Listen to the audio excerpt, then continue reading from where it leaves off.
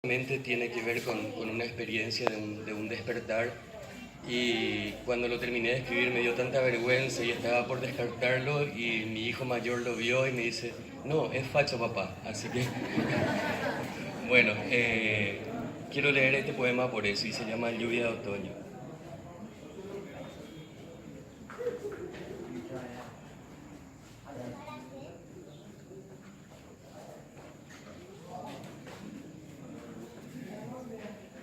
Amor mío, la lluvia solo me trae el recuerdo de tus ojos, las ganas de tu cuerpo, el ansia de tus besos, la necesidad de tu abrazo y la omnisciente presencia de tu alma.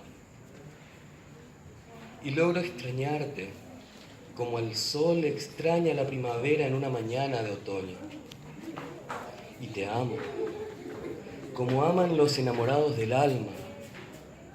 Y te sueño, con el conjuro secreto de tu aliento. Y te admiro por la sencillez manifiesta de tu andar.